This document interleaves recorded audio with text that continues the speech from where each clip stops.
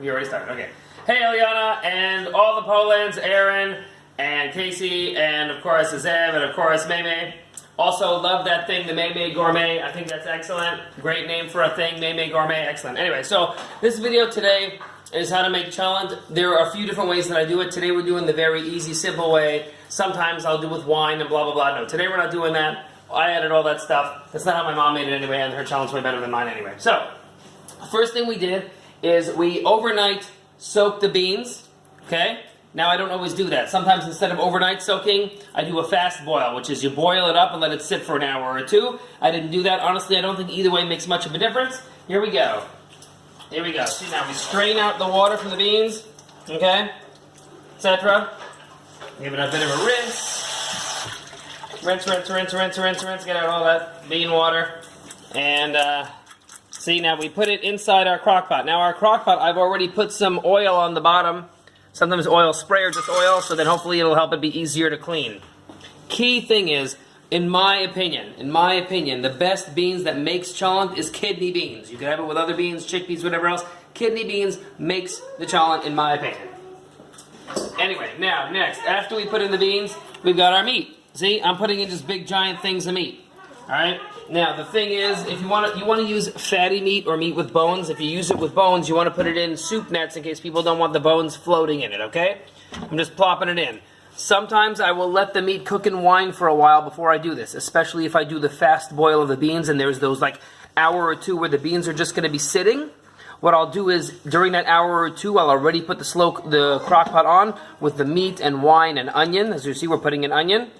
And I'll let the meat cook with the wine. You can do that sometimes. I don't know that it really makes a difference. It just makes me feel more like I'm cooking, so I do it. But I don't know if it's necessary, okay? So don't worry about it. Also, your mom or whatever might not want you cooking meat and wine, whatever. For cholent, it might be a waste of wine, whatever. It doesn't matter. So I put in today a cup of cholent mix, which in this country is just white beans and some red beans.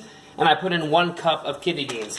Mrs. Finkelstein does not like when I put in so many beans, but we're having the Kanofskis over, so I had to make an allowance in case people really love it. Now, barley. Mrs. Finkelstein's favorite part of the cholent is the barley. I'm putting in here 1/3 of a cup, you see? So I'm pouring it in. It's going to thicken up. I don't think barley needs an overnight soak. I'm putting it in. And now, without Mrs. Finkelstein looking, I'm putting in even some more because I know she loves it and a lot of people are coming. She's not looking, so don't worry. She'll never know. Okay. Now, we've got our beans, our barley, our onion, our meat. It's fabulous. Look at these. These are the potatoes we're going to peel and put in cut up and peeled. Sometimes I don't peel it, but Gedalia loves the potatoes peeled, so I have to peel it. I'm not going to do that for you now in the video. You know how to peel and cut potatoes.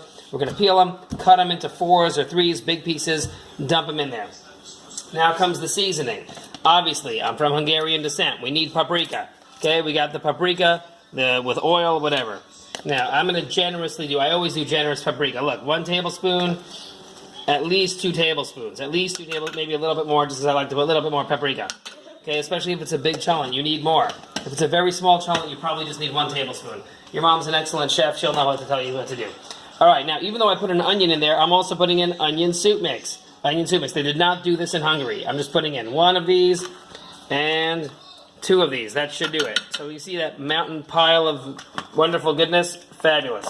Okay, now, just because we're here, sometimes I'll put in seasoned salt or the Perig chicken seasoning I used to always put in. Here it's called Grill Oaf. It's by a different company. We'll just put in a tablespoon of that too, just for fun.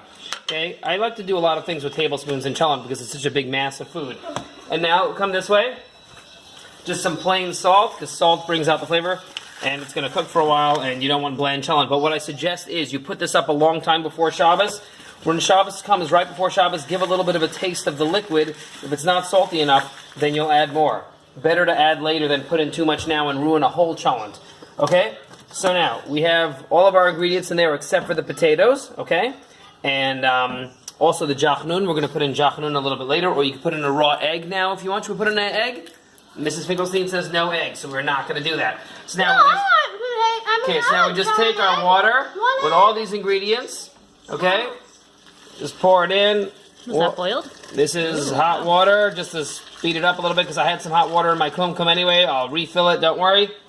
1, 2, 3, cholent's ready. The potatoes is going to make that higher. Okay, we'll taste it a little bit later. We put this on high on our crock pot. It's going to be more stuff in there, but that's basically easy peasy, lemon squeezy.